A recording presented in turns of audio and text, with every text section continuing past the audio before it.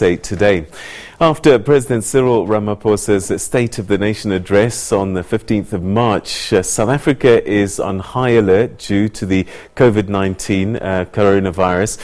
However, this does not mean that every organization should find themselves in a panic and allow employees to create mass hysteria within their places of work. This rather provides the perfect opportunity for companies to communicate more, not less. Joining us in studio and to talk really about how business can create a non-panic communication strategy is Wandile Cindi, who's account director at PR Worx. Thanks so much for joining us. Welcome to the program. Thank you for having me, Peter. I suppose at times of panic, this is where you communicate better than ever before. Absolutely, and this was testament on Sunday at about 8:45 when some of our client WhatsApp groups went off. Clients were asking us, how do we communicate during this time of crisis?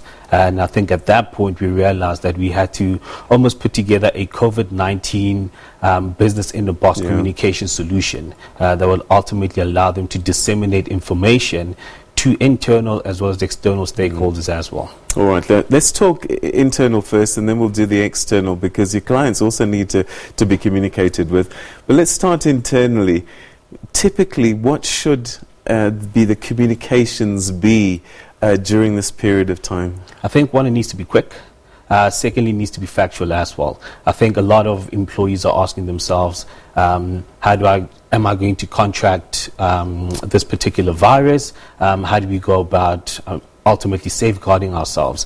And I think it's important for organizations to ultimately share that information with the employees. You say these are the do's and don'ts. When it comes to COVID-19 and how you can ultimately protect yourself, because I think a lot of employees have a lot of questions, and I think it's the sole responsibility really of organizations to disseminate that information to them to make sure that there is no panic at all. Yeah, and I suppose managing fear is key, isn't it? Because one of the things that I've noticed in companies is if there isn't information flowing, that vacuum will be filled with something, and usually it's speculation and rumor.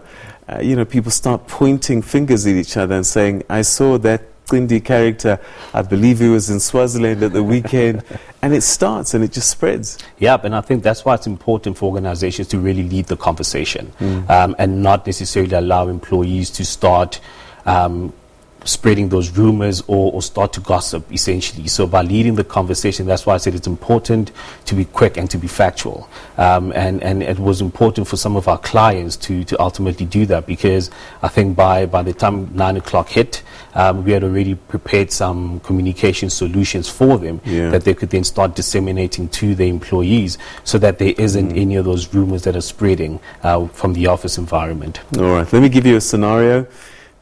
One executive has come back from overseas and he's been quarantined even though he hasn't tested positive. What do you do?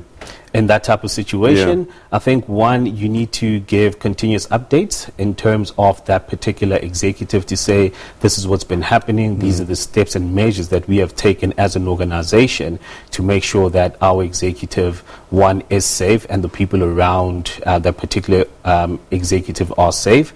And I think it's important for employees to also know that the organization is behind that particular individual, so that should any other employee, God forbid, have contracted COVID-19, the same support can ultimately be given to them. So I think you need to make sure that we give employees peace of mind when it comes to that regard. How much support can companies give, though? Because there's a lot of money involved when you start providing some of these things. One, I think information is key, but secondly as well, I think hand sanitizers have been going around. So also, how do you use those particular touch points to also just consistently communicate your message? I think it's also a good time to maybe use those sanitizers to brand them and put do's and don'ts when it comes to COVID-19. But I think information is key, and you can never communicate less. You always need to give them more. So the more information you give them, the better. I think that's one. But secondly as well, I think the information needs to be in such a way that it's easy for employees to comprehend. Because you've got employees from the highest to the lowest level, and obviously people's levels of comprehension are totally different. But you need to make sure that you're using things like infographics as an example, or vodcasts as well, which is another platform that you could use just to really get that message across. What about external communications now? So you have clients, you have suppliers and people that you're dealing with. What should be the message that a company shares or communicates? So I think one, class suppliers want to know, is it going to be business as usual? I think that's the first thing. So what we've done is, we live in a digital world. So online communication is quite key. So using the likes of WhatsApp groups, emails, Skype, Zoom communication, I think that's the first port of call, because it allows you to, I think, one, really disseminate that information, but also just keep your clients informed all the way in terms of what is next from an organization point of view.